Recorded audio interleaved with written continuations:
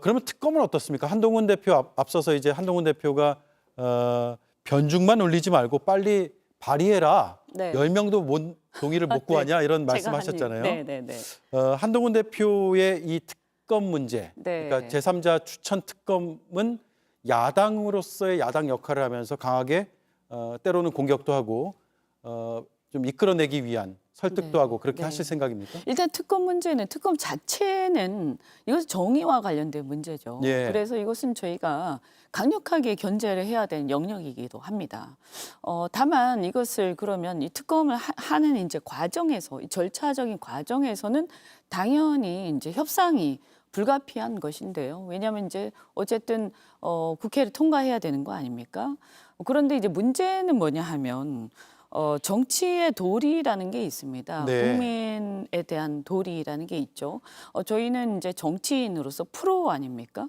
한동훈 대표도 이제는 관전자가 아니라 여당의 대표로서 프로죠. 그렇다면 우리가 이 과정이 어떻게 됩니까? 법안을 내서 그 법안을 협상 테이블에서 협상을 하면서 이것이 결론이 나는 것이거든요. 예. 근데 지금 문제는 뭐냐면 한동훈 대표는 끊임없이 지금 제3자 특검안을 얘기는 하는데 법안을 낸 적이 없습니다.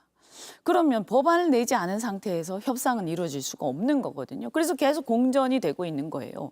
그래서 저희가 이제 제가 아까 얘기한 게 바로 그 점을 지적을 한 거거든요.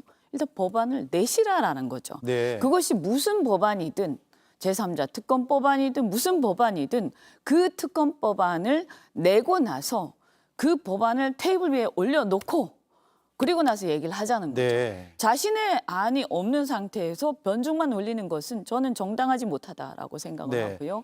그리고 그 안에서 이제 제3자 특검법안을 가지고 그 안의 범위라든가 그 제3자 특검법안의 어떤 그 제3자가 무엇이냐를 가지고 이제 논의가 가능하고 이제 논쟁이 가능하겠죠.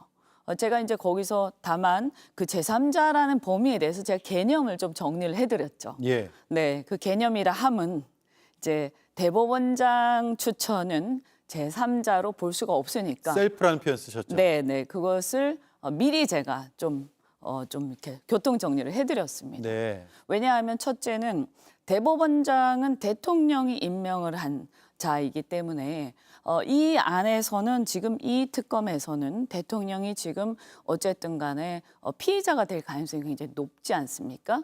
그렇다면 이것은 셀프 특검이 될 가능성이 있다. 그래서 대법원장 추천 특검은 여기서 문제가 있다. 그래서 그것은 제3자가 되기가 어렵다라는 네. 게 한 가지 이유고요. 또 다른 한 가지 이유는 사실 형식적으로 굉장히 큰 하자인데요. 사실 생각을 해보세요. 대법원장이 추천을 해서 특검을 해서 수사를 하고 그러면 그 수사한 결과를 그 특검이 기소를 하지 않습니까?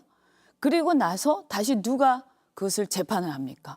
가서 나중에 대법원에서 재판을 해야 되는 거예요. 예. 그 심판자가 자신이 재판할 그 안을 그 사안을 자신이 이제 그 기소할 사람을 추천하는 게 되는 거예요.